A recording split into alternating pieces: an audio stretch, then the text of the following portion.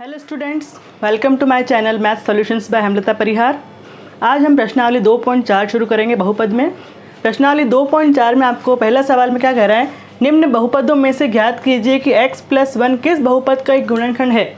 आपको चेक करना है कि यहाँ पे जो बहुपद दिए हुए हैं उनमें से इनका x+1 गुणनखंड है या नहीं है, आपको ज्ञात करना है।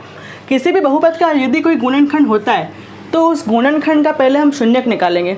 शून्यक निकालने पर उस शून्यक का मान बहुपद में रखें और शेषफल यदि 0 आ जाए तो आप कहोगे कि हाँ ये इसका गुणनखंड है, और यदि शेषफल 0 नहीं आए तो आप कहोगे कि नहीं ये इस बहुपद का गुणनखंड नहीं है। तो सबसे पहले हम क्या करेंगे, x+1 का गुणनखंड ज्ञात करेंगे, क्योंकि x+1 या फिर यदि x+1 बहुपद का गुणनखंड है तो x+1 बराबर 0 करेंगे तो x का मान आ जाएगा, प्लस का एक इधर आएगा तो -1। यहाँ से हमने शून्य क्या निकाल दिया, इसका -1। अब इस -1 को हम कहाँ रखेंगे, बहुपद में। x बराबर -1 बहुपद में रखने पर जहाँ जहाँ पर x लिखा हुआ है बहुपद में वहाँ वहाँ हम क्या लिखेंगे, -1। -1 का क्यूब प्लस -1 का स्क्वायर प्लस -1 और +1। -1 का जब हम क्यूब करते हैं, विषम संख्या होती है माइनस के ऊपर तो माइनस का साइन आता है, सम संख्या होती है तो माइनस नहीं आता है। यहाँ +1 प्लस माइनस माइनस और +1, -1 +1 कट जाएगा, -1 +1 यहाँ पर भी कट जाएगा, सब कट गए, इसलिए हमारा शेषफल कितना आ गया, 0। आप लिखेंगे लास्ट में, क्योंकि शेषफल बराबर 0 है इसलिए x+1 बहुपद का शून्यक या गुणनखंड, बहुपद का गुणनखंड है। ठीक है, यदि यहाँ पर 0 नहीं आता आंसर तो आप कहते कि x+1 इसका एक गुणनखंड नहीं है, मतलब कि पहले में तो ये गुणनखंड है। दूसरे में चेक करते हैं हम, यहाँ पर भी हमको क्या करना है, ऐसे ही पहले शून्यक निकालना है और उसके बाद में x बराबर -1 रखना है। तो आपको यहाँ पर भी वही लाइन लिखनी पड़ेगी, यदि x+1 बहुपद का गुणनखंड है तो x+1 बराबर 0 करने पर x का मान आएगा -1 और x बराबर -1 बहुपद में रखने पर हम अब x का मान रख रहे हैं बहुपद के अंदर, -1 की घात 4 -1 क्यूब -1 स्क्वायर -1 और +1। -1 की घात 4 का मतलब सम संख्या है तो माइनस का साइन नहीं आएगा, घात 3 विषम संख्या है इसलिए माइनस का साइन आएगा, सम संख्या है तो माइनस नहीं आएगा।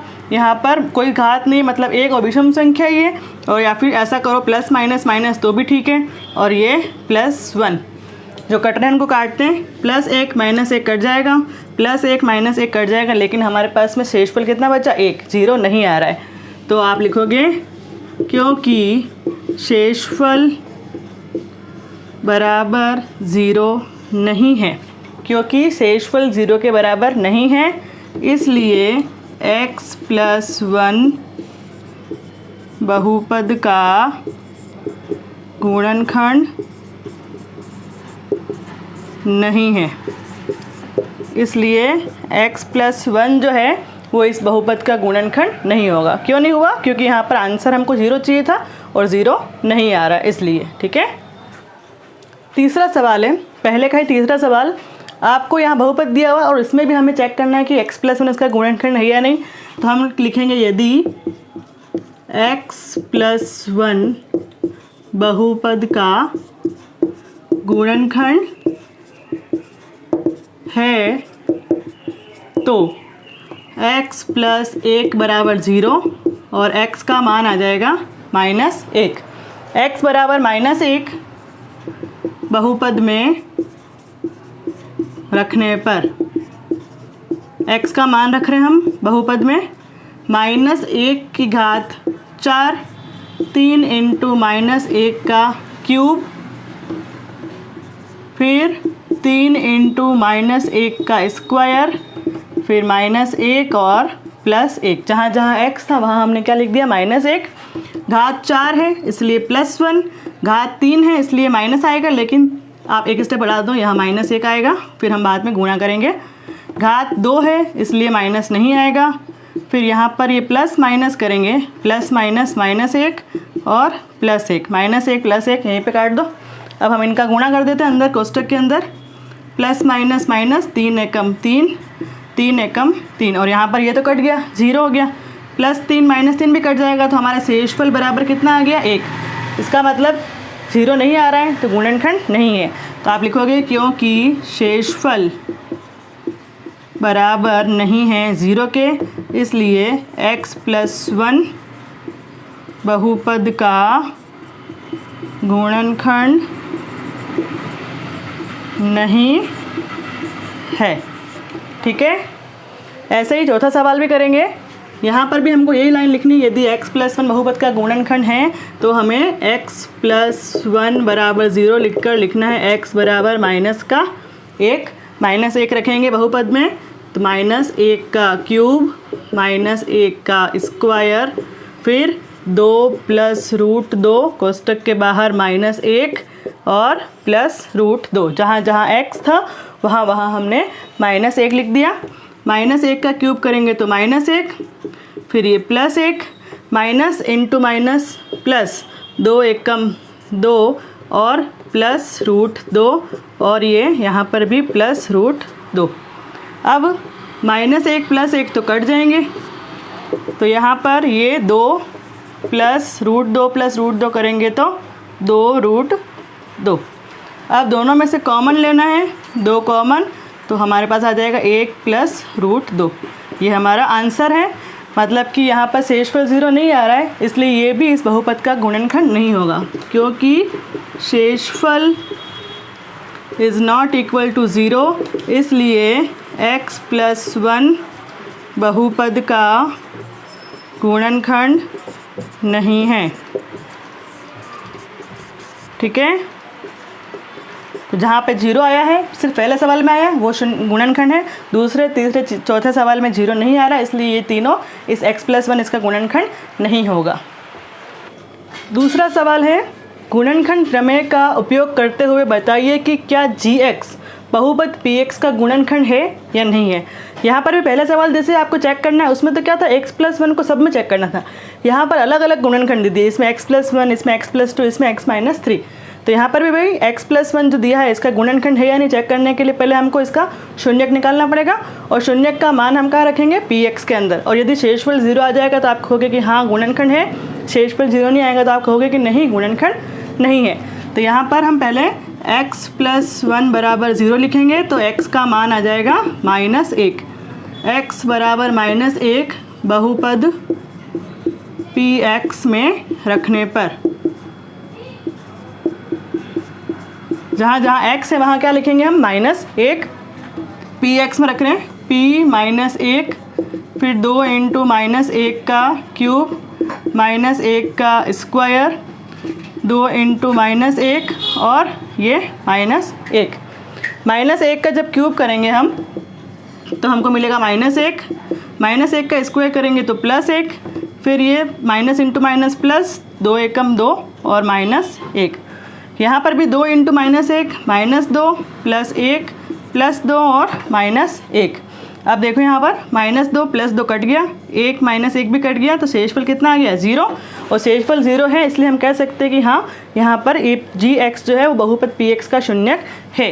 तो आप लिखोगे लास्ट में क्योंकि शेषफल बराबर 0 है इसलिए gx px का गुणनखंड है। ठीक है, इसी तरह से दूसरा सवाल, यहाँ पर भी हमको ये gx दिया हुआ है उसके इक्वल में क्या लिखना पड़ेगा, 0।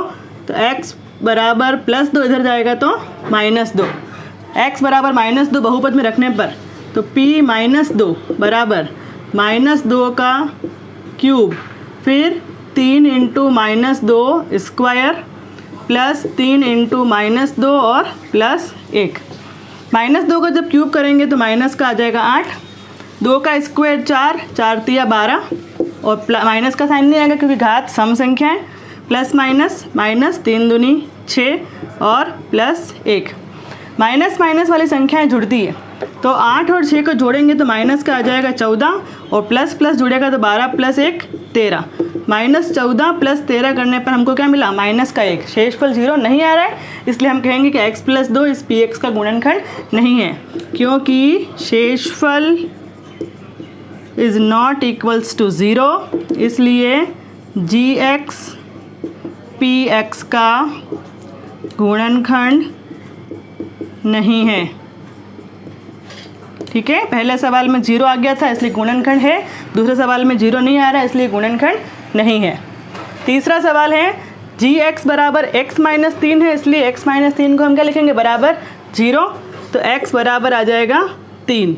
अब x बराबर 3 का रखेंगे हम बहुपद के अंदर, तो p3 3 का क्यूब 4 इंटू 3 का स्क्वायर +3 + 6, 3 का क्यूब 27, 3 का स्क्वायर 9, 9 चौक 36, फिर 3 और 6।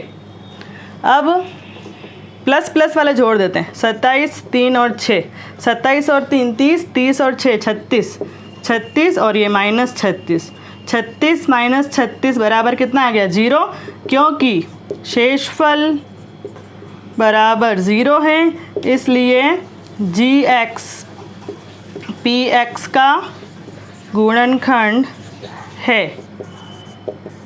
ठीक है, क्योंकि यहाँ पर शेषफल कितना आ रहा है? 0, इसलिए हम कहेंगे कि हाँ ये गुणनखंड है। तीसरा सवाल, k का मान ज्ञात कीजिए यदि x - 1 बहुपद px का गुणनखंड है। इम्पॉर्टेंट सवाल है, k का मान ज्ञात करना है आपको इन सभी सवालों में, और क्या कहा जा रहा है कि इन सब का x - 1 गुणनखंड है। यदि x - 1 इन सभी का गुणनखंड है, इसका मतलब कि x का मान यहाँ से शून्य को निकालेंगे वो उसमें रखने पर संतुष्ट करेगा इसको, क्योंकि गुणनखंड तो है ये। तो यहाँ पर आप लिखोगे क्योंकि x - 1 px का गुणनखंड है, इसलिए x - 1 बराबर 0 और यहाँ से x बराबर 1 आ गया, और x बराबर 1 बहुपद में रखने पर, तो जब हम यहाँ पर 1 रखेंगे p1, तो यहाँ पर भी 1 का स्क्वायर +1 + k। जब भी आपको किसी के मान ज्ञात करने हैं तो वहाँ पर p1 जो होगा उसको बराबर 0 लिखना है, तो 1 + 1 + k, और यहाँ पर हम क्या लिख रहे हैं? बराबर में 0, क्योंकि हम मान कैसे ज्ञात करेंगे बाकी जब तक 0 नहीं लिखेंगे।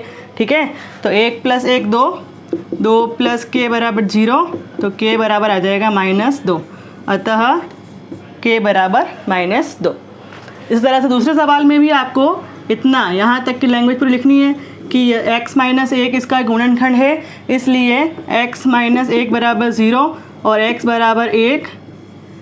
बराबर 1 बहुपद में रखने पर, तो p1 2 इंटू 1 का स्क्वायर, फिर k इंटू 1 और +√2, 2 एकम 2 प्लस k +√2 और बराबर में क्या लिखना पड़ेगा?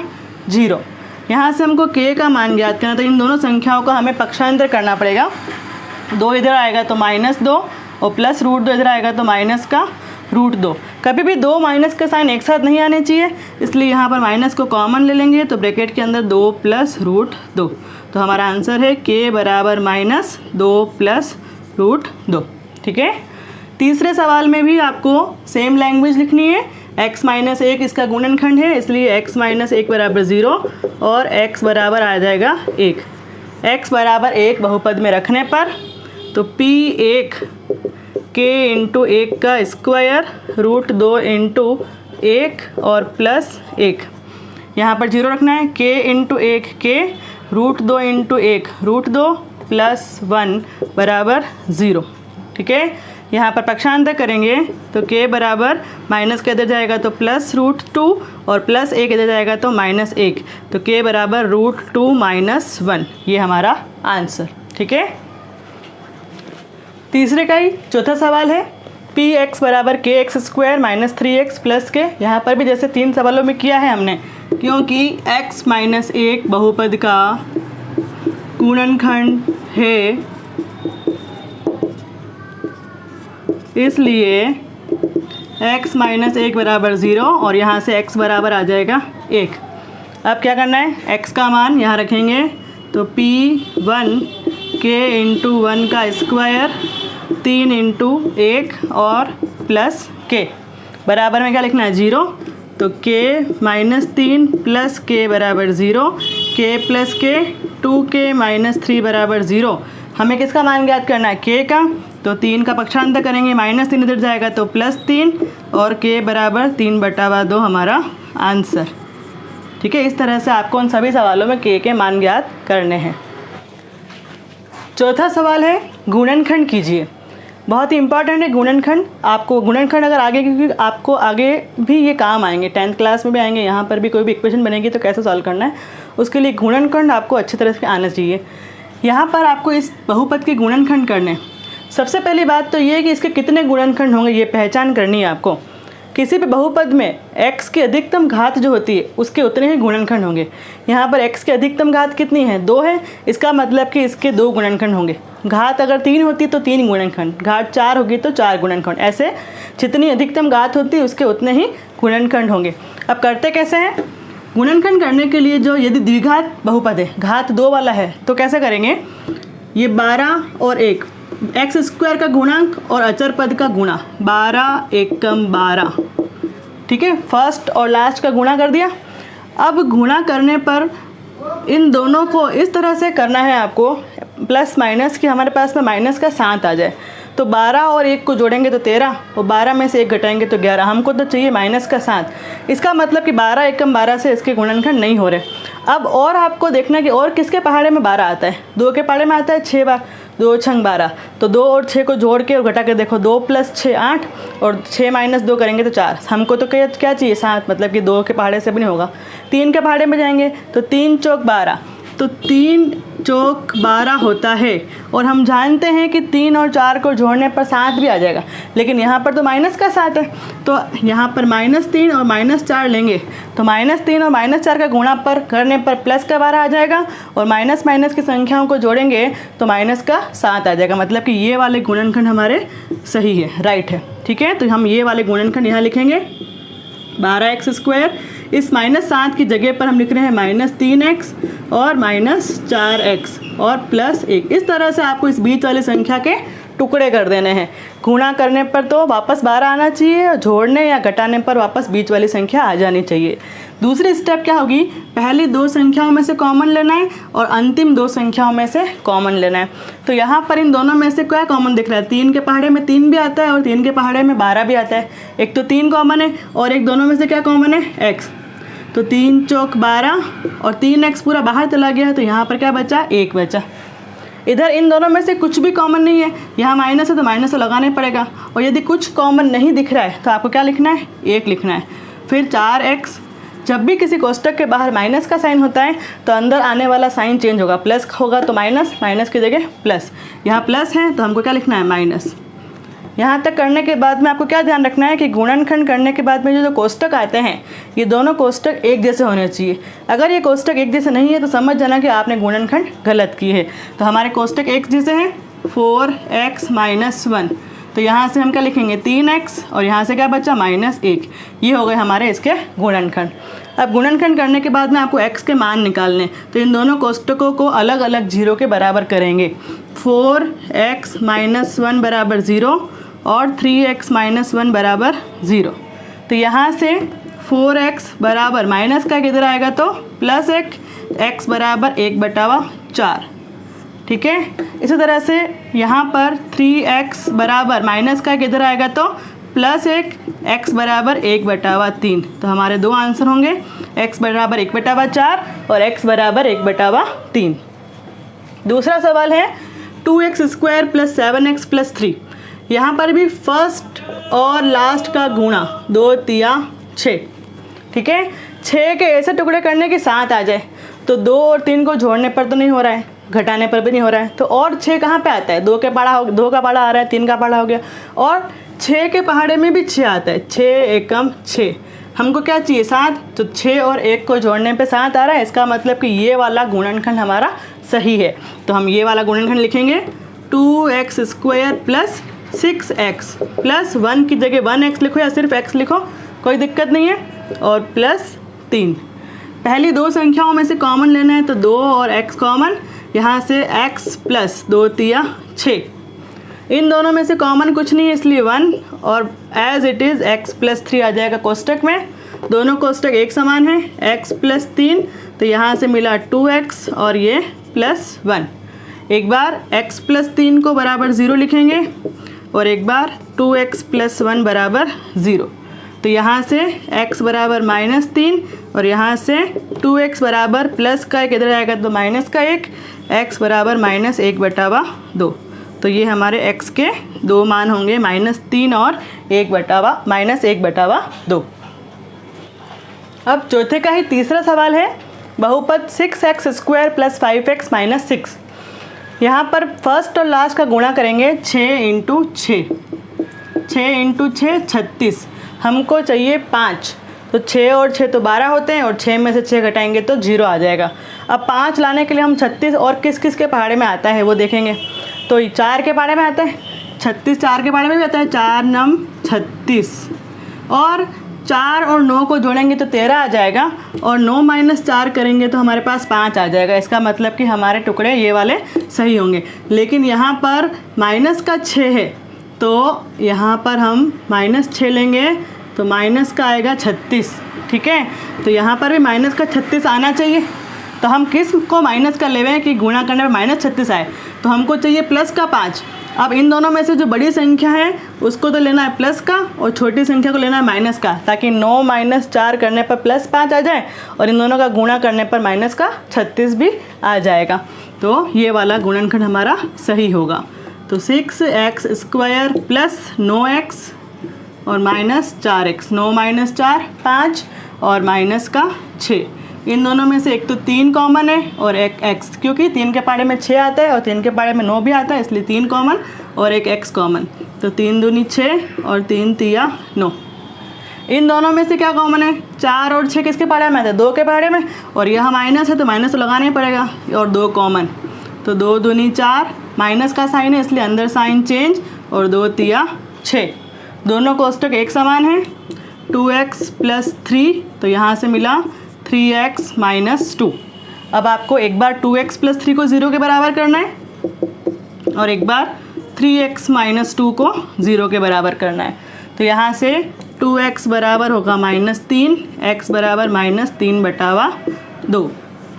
इधर 3x बराबर माइनस का 2 इधर जाएगा तो +2, x बराबर 2/3। ये दोनों हमारे आंसर, ठीक है। लास्ट चौथा सवाल है, फर्स्ट और लास्ट का गुणा करने पर हमको मिल रहा है 3 × -4 करेंगे तो माइनस का आ जाएगा 12। हमको यहाँ पर बीच में कुछ संख्या नहीं, मतलब क्या चाहिए, माइनस का चाहिए 1।